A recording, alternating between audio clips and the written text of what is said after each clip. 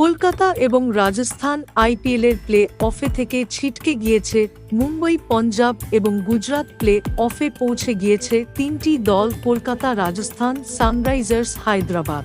লিগের লড়াইয়ে ১ নম্বর জায়গায় কেকেআরের শেষ করা নিশ্চিত, কারণ কোনো দলের পক্ষেই আর ১৯ পয়েন্টে পৌঁছানো সম্ভব নয়। রাজস্থানের জায়গাও শেষ ৪-এর মধ্যে নিশ্চিত। লিগের শেষ ম্যাচ কেকেআরের কাছে হারলেও প্লে অফ খেলা নিয়ে সমস্যা নেই সঞ্জু স্যামসনদের, তবে জিততে পারলে দ্বিতীয় স্থানে শেষ করার সুযোগ থাকবে। রাজস্থানের শেষ ম্যাচ হারলে ১৬ পয়েন্টে শেষ করবে।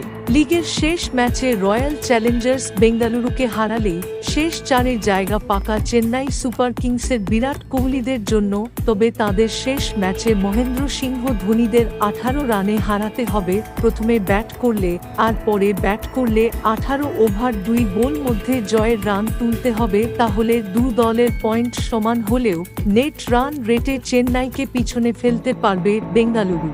প্লে অফ নিশ্চিত করে ফেলল সানরাইজার্স হায়দ্রাবাদ এদিন গুজরাট টাইটান্সের বিরুদ্ধে।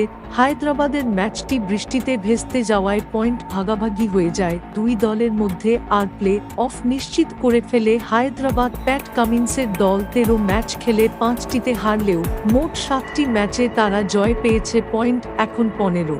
লখনৌ তাদের শেষ লিগ ম্যাচে মুম্বইকে হারালে দু দলই শেষ করবে ১৪ পয়েন্টে। দিল্লিও রয়েছে একই পয়েন্টে। চেন্নাইকে শেষ ম্যাচে বেঙ্গালুরু হারিয়ে দিতে পারলে ৫টি দলই শেষ করবে ১৪ পয়েন্টে। তখন নেট রান রেটের হিসাবে প্লে অফের বাকি দুটি দল নির্ধারিত হবে।